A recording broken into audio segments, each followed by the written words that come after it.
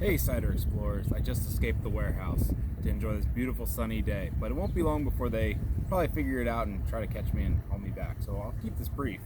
Two really cool ciders to enjoy on this beautiful sunny day today. Our native Kriek and our Den of Thieves, the last of the sake cider series. Let's start out with the native.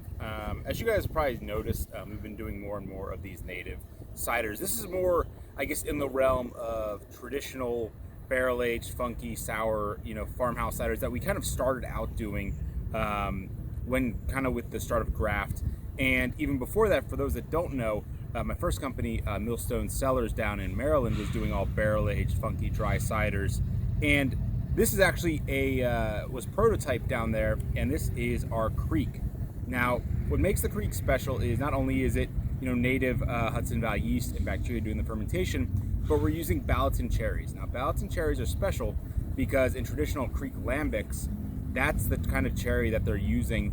There's a lot of places in America that are making different cherry ferments, but Balaton is the real way, to go if you want that true Kriek flavor. So let's give it a pour. So you can tell, it's a beautiful, beautiful deep cherry red. Some of this came from oak, some of this came from our foeder, and then the co-ferment with the cherry worked really well. We back sweetened with a little bit of the Balaton cherry juice as well, which I think gives it a nice balance to the higher acidity that you'll see in this cider versus some of the other stuff that we do. Let's give it a sniff.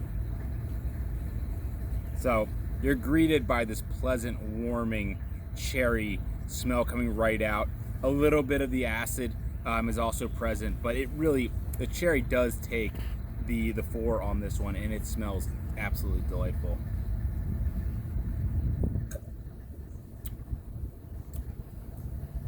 Great acid, that kind of like cherry pie characteristic, the fermented cherry flavor that you're getting in there.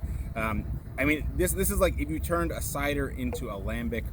That's the concept for this, and I really do think it just achieves it so well, especially as we're on these warmer days. This is what I want to be drinking out of a goblet. I really do recommend pour it out into a glass. With that higher acid, it's good out of a can, but it's so much better out of a glass. Pour it out, enjoy that beautiful color, and have a sip. That's amazing. Den of Thieves up next. So this is a yuzu pear sake cider. Again, we're not, going all out on these ingredients. Yuzu is such a fun flavor. We've been using it more and more, and that high citrus content really is beautiful. The pear is a lighter flavor, so we pair it with other kind of like light flavor pairing ingredients, like lemongrass, like ginger, and then a little ashwagandha root to give it a little bit of body. Again, great label.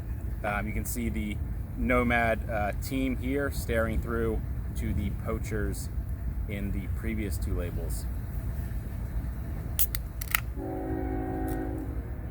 right. This one obviously is not going to have that beautiful red color, but a nice yellow nonetheless. A little more carbonation on this one as well. Let's give it a sniff. This thing is a melange of flavors. Literally, you're getting yuzu, you're getting pear, you're getting lemongrass. It's bright, it's expressive, it's really great, again, for these warm seasons. And we do really try to take in the seasonality when we're making our ciders. It's super important to make sure that we're matching the seasons with the flavors that we're making. Let's give it a taste.